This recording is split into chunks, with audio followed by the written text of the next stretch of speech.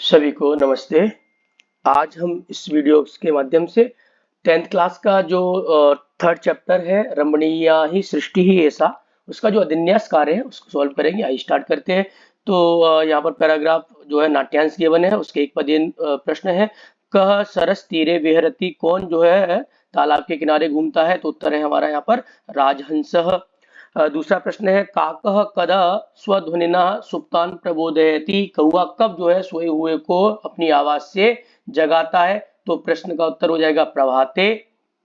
काकः काका शब्द ही किम आकुली क्रियते, कौवा जो है काव काव इस शब्द से किसको जो है वो परेशान करता है? तो पूरे वातावरण को करता है। इसके बाद अगला प्रश्न है राजहंसी काकस्य वचनम श्रुत्वा किम अवदत्, तो राजहंसी जो है कौवे के वचन को सुन करके क्या बोली? तो बोली काकस्य वर्णापि कृष्णा कर्मपि कृष्णम, कौवे का वर्ण भी काला है और काम भी काले हैं। मेद्यम अमेद्यम सर्वम एव भक्षयति, क्या खाना चाहिए क्या नहीं खाना चाहिए वो सब कुछ जो है वो खा लेता है। अगला प्रश्न है काकस्य वर्ण कर्म च कथम स्तर। देखिए ऊपर वाला जो प्रश्न है उसका उत्तर है वही प्रश्न दोबारा पूछ लिया गया है कि कौवे का वर्ण यानी कलर और कर्म कैसा है? तो काकस्य वर्ण कृष्ण, कौवे का वर्ण काला, कर्म भी कृष्णम, कर्म भी जो है वो काले है। काकः सक्रोधेन, क्रोध पूर्वक स्वप्रशंसायाम, अपनी प्रशंसा में किम अकथयत, क्या बोला? तो क्या बोला कौवा? कौवा काका अकथयत अहम तो अतीव कर्तव्य परायणः, मैं तो बहुत ज्यादा जो है काम करने वाला परायण हूँ। और प्रभाते सुबह में जो है काका इस ध्वनि से सोए हुए लोगों को जगाता हूँ और उनके कामों में उनको लगाता हूँ। यथा निर्देश देखेंगे भक्षयति इति क्रियापदस्य कर्तृपदम, तो काकः हो जाएगा। अहमिति कर्तृपदस्य क्रियापदम प्रबोधयामी हो जाएगा। कर्तव्य परायण विशेषण पदस्य विशेष्य पदम हो जाएगा अतीव। अमेध्यम पदस्य विपर्य पदम हो जाएगा मेध्यम। तो ये आपका पहला पैराग्राफ कंप्लीट हुआ। दूसरा देखेंगे उसका एक पद है कह मीनान भक्ष्यति, कौन मछलियों को खाता है? तो मछलियों को कौन खाता है? वकह। मयूर नृत्येन कस्य आराधना करोति, मयूर जो है मोर किस नृत्य से डांस से किसकी आराधना करता है? तो उत्तर हो जाएगा इसका प्रकृते है, प्रकृति की जो है वो आराधना करता है। यहाँ पर देखिए सीधा उत्तर लिखा हुआ है। कस्य केकारवम, किसकी केकारव की जो है आवाज सुन करके कोकिलः लज्जते, तो मम केकारवम श्रुत्वा, तो मेरी, मेरी किसकी? तो यहाँ पर डायलॉग किसका है? मयूर का डायलॉग है। तो यहाँ पर उत्तर आ जाएगा मयूरस्य केकारवम। पूर्ण वाक्य है विधात्रा मत कथम मयूर पक्षी राजा कृतः, विधाता ने ईश्वर ने जो है कैसे जो है मोर को पक्षियों का राजा किया? तो विधात्रा मयूरस्य शीर्षि, विधाता ने मोर के शीर्षि सिर पर राज मुकुट में शिखा स्थापित्वा, राज मुकुट के जैसी शिखा को स्थापित करके उसे पक्षी राजा कृतः बना दिया। मयूरस्य वचनानि श्रुत्वा काका किम अकथयत, मयूर के मोर के वचनों को सुनकर के कौवा ने क्या कहा?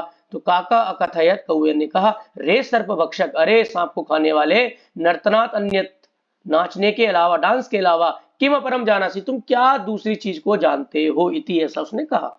सर्प भक्षक का अस्ति, सांप को खाने वाला कौन है? तो सांप को आपको पता है कि मोर खाता है, तो उत्तर हो जाएगा सर्प भक्षक मयूर अस्ति। यथा निर्देश देखेंगे अन्यम, इस अर्थ में क्या पर्याय पद प्रयोग किया गया? अन्य मतलब दूसरा, तो यहाँ पर उत्तर हो जाएगा अन्यत। लज्जते इति क्रियापदस्य कर्तृपदम हो जाएगा कोकिलः।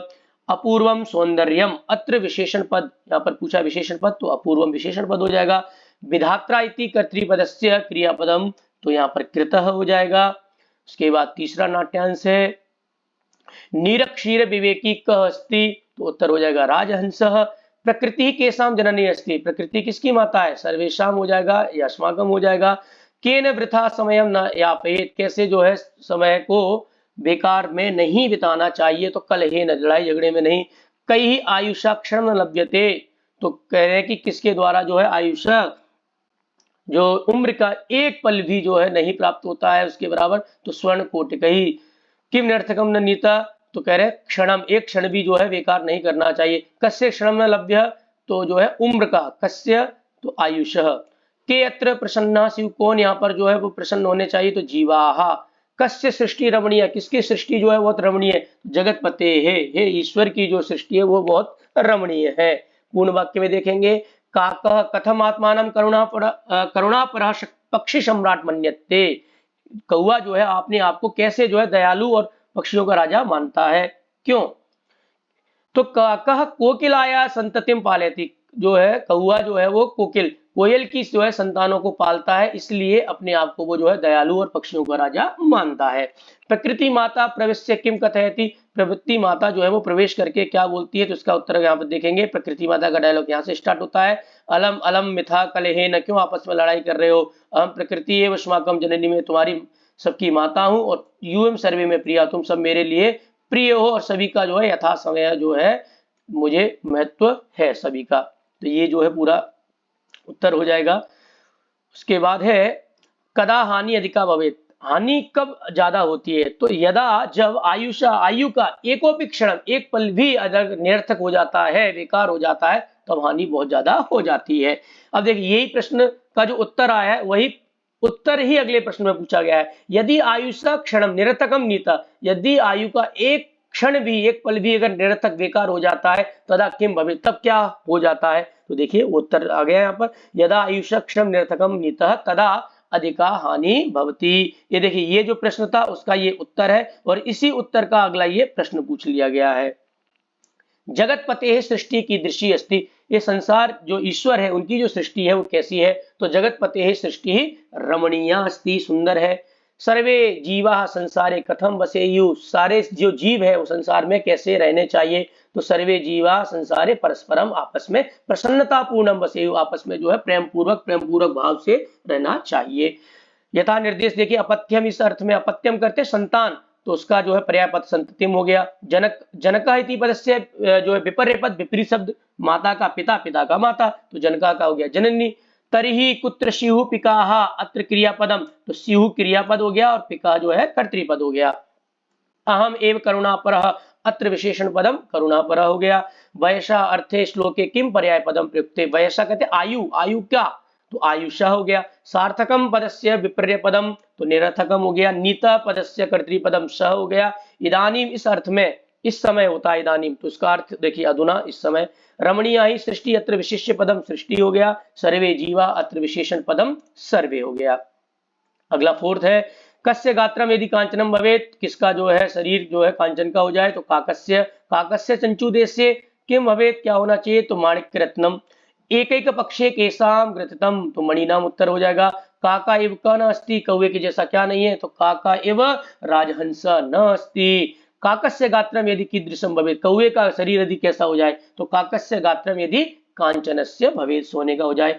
सुवर्ण अर्थे, सुवर्ण से सोने का, इस अर्थ में क्या शब्द प्रयोग किया गया, तो कांचनस्य। प्रस्तरम शब्द होता है पत्थर, इसमें विपरीत शब्द जो पूछा गया है वो विपरीत शब्द है यहाँ पर माणिक्य रत्नम, मोतियों का रत्न।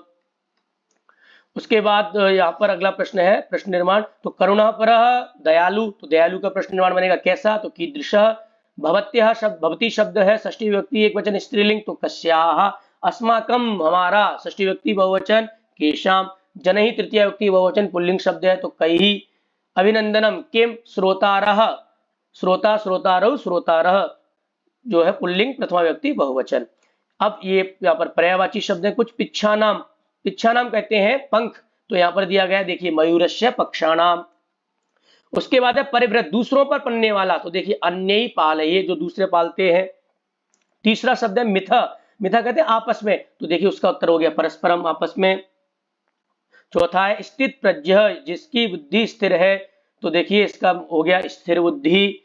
उसके बाद पांचवा है वाचाल, अधिक बोलने वाले को वाचाल कहते हैं, तो उसका पर्यायवाची शब्द हो गया प्रगल्भ। वरिष्ठ, वरिष्ठ कहते हैं महान, बड़ा, तो देखिए जो सर्वोत्तम, जो सबसे अच्छा है उसे कहेंगे वरिष्ठ। पलाय से भाग जाना, तो उसका जो मेलन हो गया धावसी। बराकान कहते हैं विचारे को, तो दैनीयान विचारा। प्रश्न संख्या 7 देखेंगे। इसके बाद अनुप्रयुक्त व्याकरण आ गया है, इसमें देखिए संधि है सरस तीरे, तो सरस तीरे को अलग करेंगे सरह प्लस तीरे। जागरूको हम, तो यहाँ पर अलग करेंगे जागरूक प्लस अहम। सृष्टि रेशा अलग अलग किया, तो सृष्टि प्लस ऐशा। वर्ष ऋतु अलग अलग करेंगे, विच्छेद करेंगे, तो वर्षा प्लस ऋतु। एकैक पक्षे को विच्छेद करेंगे, तो एक प्लस एक पक्षे, तो यहाँ पर जो है वृद्धि संधि हुई है। अब अगला जो शब्द हमारा प्रश्न है वो है समास का। सह स्नेहम, स्नेहेन सहितम, सह और सह के साथ तृतीय व्यक्ति है, तो स्नेहेन सहितम। प्रकृति माता, प्रकृति की माता, का के की षष्ठी, षष्ठी तत्पुरुष, तो षष्ठी में प्रकृति का बनता है प्रकृति ही माता। यथा समयम, देखिए यहाँ पर अभिभाव समास हुआ है, तो समयम जो है वो यथा जो है वो अनतिक्रम्य को जो है वो यथा में कन्वर्ट हो जाता है और द्वितीय व्यक्ति लगती है, तो देखिए समय में द्वितीय व्यक्ति और अनतिक्रम्य, तो समयम अनतिक्रम्य बराबर यथा समयम। साठासम, तो यहाँ पर भी देखिए सा आगे आ चुका है, यानी अट्ठासेन सहितम, तृतीय व्यक्ति एक वचन है, साठासम हो गया है यहाँ पर, ये भी अव्ययीभाव समास है। रमणीय में अगर देखेंगे, रमणीय शब्द है, टाप प्रत्यय तो रमणीय बन गया, भावयंता में भू धातु उणिच प्रत्यय करके और क्षत्रिय प्रत्यय करके भावयंता बन जाता है।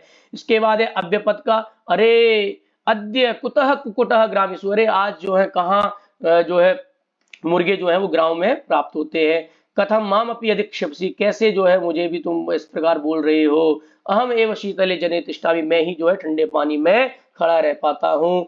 यदा अहम पक्षी राजा, जब मैं पक्षी राजा हूँ, तो पंचम स्वरेण गायामि, जब मैं पंचम स्वर में गाता हूँ, तदा तभी श्रोतारा कथयंती, श्रोतारा जब बोलते हैं, तो ये आपका अव्यपद हो गया। हमने पूरा जो इस वीडियो में पूरे चैप्टर का जो अधिन्यास है उसको हमने डिस्कस किया। धन्यवाद।